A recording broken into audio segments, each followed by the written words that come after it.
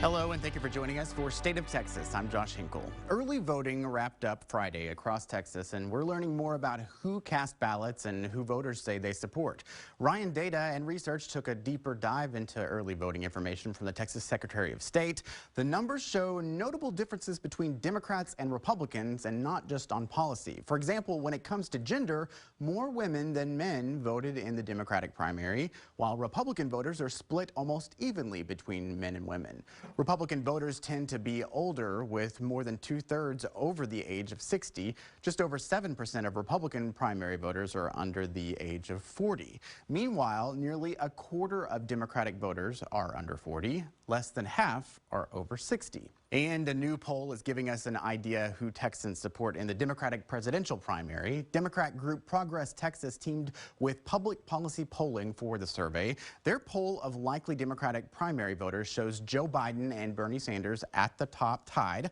Michael Bloomberg and Elizabeth Warren trail, but they're within striking distance of the 15% threshold to win delegates in Texas. Joining us for insight into the poll is Ed Espinoza from Progress Texas. So what are the big takeaways you're seeing from this poll? So the big takeaways: Biden and Sanders are in a dead heat at 24 points each. Bloomberg not far behind at 17 points. And then Warren threatening at 14%. Now, the thing that we found that was really interesting about this poll is that we also ran it without Bloomberg's name on there, since this is the first time that he'll be on the ballot. So we wanted to see how he was impacting the race. And more than anyone else, Bloomberg is siphoning votes away from Biden. If he were not in the race, Biden would have 31%. Elizabeth Warren would have 17%. Most of the other candidates would be in the same place they are today. So basically, you're asking, voters if Michael Bloomberg was not in the race, who they would vote for. Well, not an ask on my part, but more of an observation, I would say. Some other observations that I think were interesting. Healthcare was the most important issue by far and away for all of these candidates.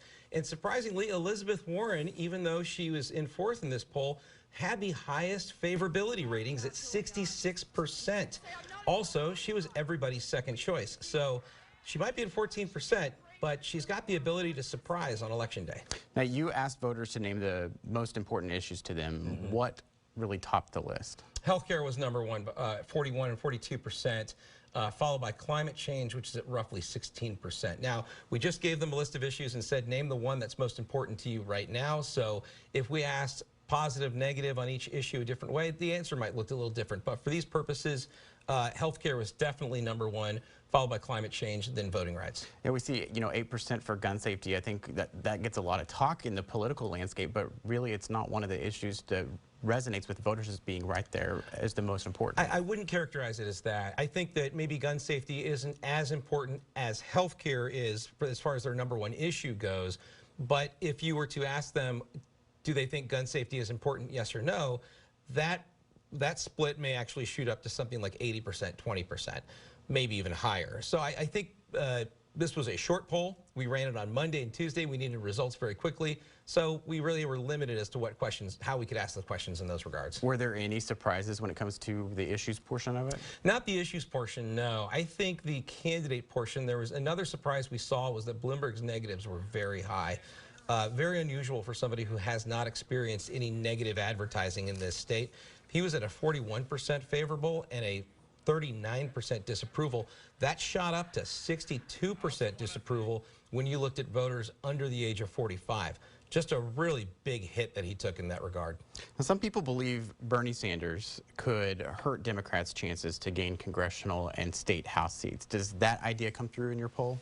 Well, I think that you see a lot of voters that are really spread around in other places that aren't going behind Sanders. But the thing that I remember is I always go back to 2016, where they thought Trump was going to be a drag on the ticket and that Trump could never get elected, and Democrats were salivating at the idea of running against him. And 4 years later, here we are. And Texas is not a winner-take-all state for Democrats. Most Democratic states are not. They're proportional allocation for the delegates. So what is important is that 15% threshold. If somebody is at 9%, they're not going to be viable. They will not get delegates. And the way that delegates are allocated is not on a statewide level, but on a district level, specifically a state Senate district level. So how somebody is performing in Austin specifically, or in Dallas, or in Houston, has more of a bearing than how they are performing statewide. All right. Ed Espinoza, thank you very much for being with us. Good to be here. New developments in the race can change the way people feel about the candidates. That's one reason why Nexstar-owned TV stations across the state are teaming up with Emerson College Polling. Our pollsters are surveying people across Texas this weekend to find out who will be the likely winners on Super Tuesday. By the way, this same polling in Nevada turned out to be very accurate to the outcomes there a week ago. We'll release our Nexstar Texas poll Monday morning. You can see the results here and on this station's website.